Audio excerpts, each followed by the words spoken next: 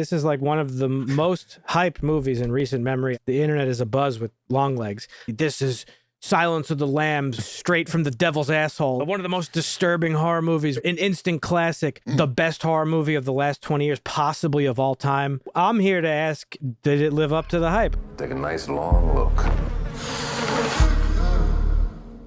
A letter was left with the bodies. Signed with one word.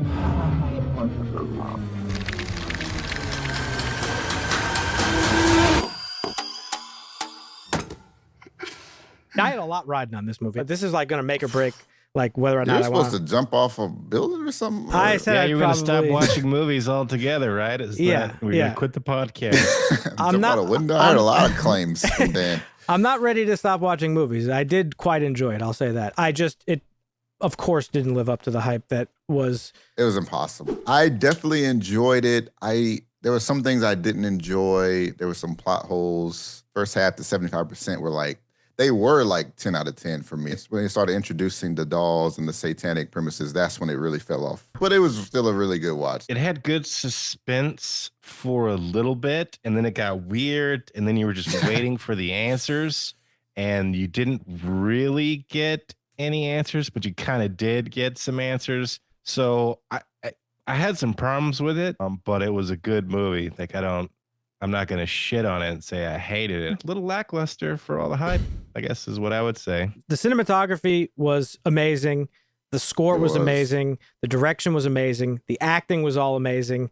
And it really set like a very unsettling and unnerving feeling throughout the entire movie for the most part. I actually can't even explain it because really nothing's happening. You don't learn anything about anybody, but at the same time, the whole movie is just exposition. There's still this tone of like dread, which I thought was really good. You don't see really much of anything that happens. Like most of the murders that this guy did or was a part of happen off camera. You just hear about them, except for like one that you get like two small little glimpses of the actual act. There's two other death scenes in the movie. There's all this tension throughout the whole movie, and there's very small moments of like payoff for that tension. Story-wise, it felt like a lot of like very like separate pieces of a puzzle. There's a couple missing pieces. It was just a lot of different ideas into one movie. The way the studio marketed this movie is completely not what this movie is at all.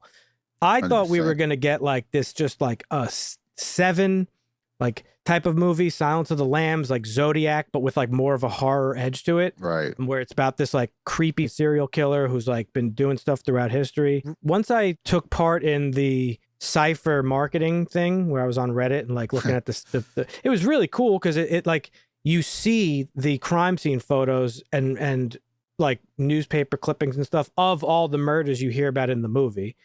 And so I had like a little bit of context going in. Those killings were like brutal, and reading it and seeing the photos like was really interesting, but just hearing about it isn't as effective. I think it works just fine, but I'm not a huge fan of like shock and awe. No, me neither. I don't mean that. I don't mean that at all. I'm not saying you need like super gore. I'm just saying like there's other movies like Seven is a great example of that. Like you don't see the murders take place, you see the aftermath, right? At each crime scene. So there's like ways to do it. I just was a little disappointed that there's a lot of being said to you in this movie. But it makes sense because you're following the perspective of a detective who's detecting, and she's trying to like connect the dots, which, as Marvin said, she detects very quickly. Like, oh yeah, no, this is like, yeah, it seems like it's an inverted triangle, and it has to do like all the daughters were born on the 14th of the month, and the families were killed either 6 days prior to or after the birthday. Now, the movie introduces all these like plot points where I'm just like, it's starting to do the thing where I'm like, don't make me do it. I don't want to think about it. I don't want to have to put logic into it. And then it just continuously talks about the shit where I'm just like, okay, what's the significance of the birthdays? It doesn't make any sense. And honestly, not only does it not make sense, but it's completely arbitrary. As a grown-ass woman should know your own birthday. Yeah. Right? Yeah. You should also know that all these murders are attached to birthdays, and you just talked to a little girl that's about to have a birthday. Right. Especially if you're figuring out the satanic like rune that's being connected, and you're like, yeah, no, this is what that is.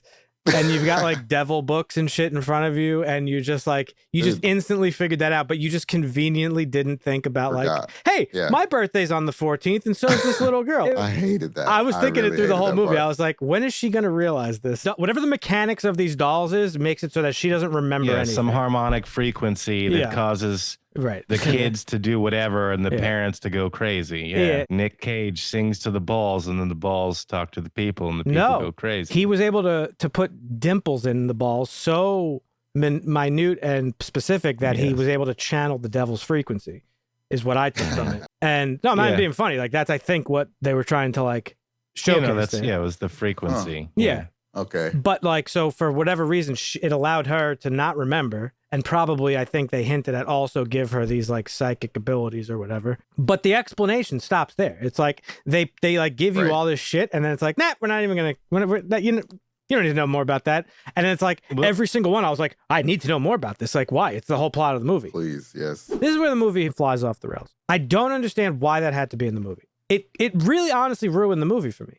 It did, because it's like you said, it took it away from everything we assumed the movie was about. Can we get over like the devil already? Like, enough. This guy, the devil or woman, has been like the target of like such arbitrary plot points for so long now. It's like, oh, the devil did it. The devil made me do it. The devil, it's the devil, it's the devil. Well, yeah, but he's not even, is he a serial killer? He's just a doll maker. Yeah, that's what I'm saying. It's like, so it completely invalidated the marketing. It invalidated the title of the movie. That's my problem. It invalidated Nicolas Cage as a character. Because the mom doing the dirty work. Made the deal with, made the deal with the devil. I did read an interview with Oz Perkins. It explains a lot of stuff, but it also explains my frustration. His dad, Anthony Perkins, was a closeted gay man. Oz Perkins wanted to translate that feeling to a movie, which is like your parents keeping stuff from you and you don't really ever know. The movie is not about a serial killer or murders or any of that.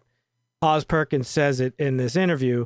The movie is really about Lee, our main character, discovering that her mother has this like horrible secret. Right. Like trauma. Yeah. Like she blacked it out basically though. She knew. Well, she didn't black it out. It's revealed that it's the power of the doll that's over her. When she shoots it and the black weird smoke comes out of both their heads, she starts remembering. It's not explained at all, but you get the sense that somehow the doll takes over the child. And we also get that we hear the 911 call at one point in the movie from one of the other families where the dad's like, this isn't my daughter. And that bothers me because you can't expect your audience to like just not question anything. You know what I mean? Yeah. Unless you craft the movie in such a way. If you're going to go the ambiguous route, go the ambiguous route and just give us a little bit of context. That's all we need to understand what's happening. And that's it. If you're going to explain stuff, explain stuff. You make it more convoluted. There's ambiguity that's strategic and like leaving it up to the viewer. And then there's ambiguity and leaving it up to the viewer in a disrespectful manner where it's like, yeah, you just figure it out for yourself. Like, it doesn't matter. Yeah. Like, and I don't honestly think Oz Perkins put that much thought into it. That's the story he was telling, is about the mom keeping something from the daughter uncovering it. Everything else around it kind of really doesn't matter to him. And so I think you could watch the movie again or think back on it, and it feels that way because none of those things were fleshed out. It's like, oh, he's forming a triangle, and it's a rune, and it's this, and it's devil worship, and oh, we got dolls, and the doll's got a ball in the head, and we don't know. What's the point of really exploring all that if you're not going to even attempt to answer it? Right. I was talking to my buddy about it, and he was like, well, it doesn't really need explanation. It's just enough to like tell the audience what's going on. I was like, no, it's actually not, because it sets up an entirely different movie that requires at least some sort of satisfactory explanation, and you don't get that. And then you get like this exposition dump by the mother, which is just like, oh yeah, I made a deal with him to not kill you, and I work for him now, and I deliver the dolls.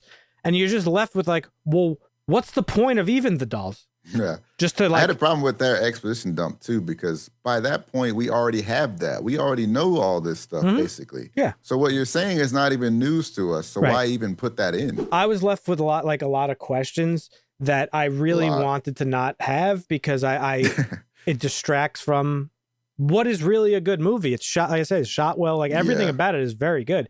And it genuinely was creepy. It's not scary, but it's like, it's unsettling. All that stuff, the Satan worship and like Hail Satan, rock and roll. Like it was just like cartoonish to me. That made me cringe. Like you actually said Hail Satan. It sounds like you're disappointed in this movie, Dan. I'm disappointed. Yes, I liked it though. I would rather it be unexplained how he got in and all that versus them trying to explain it with the supernatural. Well, but it's not even an explanation. Is really the frustration. They give you things that don't make sense unless you're given answers. There's just nothing. There's no explanation to it whatsoever. And as his quote says, there's not meant to be. And I think that's a cop out. Honestly, I think that's like not respectful to the audience. You can't put all these little breadcrumbs of all this shit, not flesh it out, and then try to simplify it and say it wasn't even about that in the first place. Like that's just that's no good. That's no good. Yeah, I will watch this movie one more time in HD. Just to see like if I missed anything or if it's better the second time around. But once I watch it again, I will probably never watch it again. This was two different movies. This was just two separate movies that never really really was met together. Completely. Yeah, I agree with that. 100%. I love the first 2/3 of this movie with like the procedural, her investigating. I thought, she figured everything out in like a comical way, but it was explained in the fact that she's like sort of clairvoyant. Okay, fine. Oh, she has a little connection to the killer. Obvious, cool. Explore that. Very cool, very creepy stuff. And then all of a sudden it's like part 3 hits and it's like, really, man? Like, this is where we're going with this? So, I don't know. That's kind of it. I was definitely underwhelmed by the movie. The hype for sure ruined the movie, but the movie ruined the movie too, because I don't really think the stuff they explored was really written that well. Again, stunning movie, acting great, the sound design was great. Everything about it was good except for the writing, really, the story. Well, we almost made it to 100 episodes. Now Dan's quitting movies. It's not going to make me quit movies. I definitely enjoyed it. It just wasn't what I thought it was going to be. The movie has a 7.4 on IMDb. What would you guys rate it? It's a 7. 7. Yep.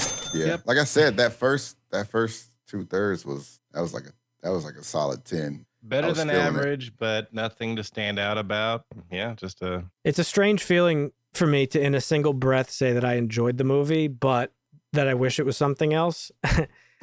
But yeah, I would give it a solid 7, I think. It's definitely above average compared to other modern horror movies. It's definitely it feels part of that new wave of like elevated horror, like It Follows, like Hereditary. It was suspenseful, but it wasn't really scary. Not at all. This one was suspenseful, but it didn't feel like, I don't know, I didn't have like any super uneasy feelings. Like, like sometimes you get that in a horror movie. I didn't feel it at all in this one. I did whenever Nicolas Cage was on screen, but that's why I think he was underutilized, is because it's set up as he's like, oh wow, he's scary, like he's a creep and a lunatic, but like you never see him do anything. Guy on the other end of the phone. You see him go to get groceries and like that's the end of it, and then he smashes his head on a table.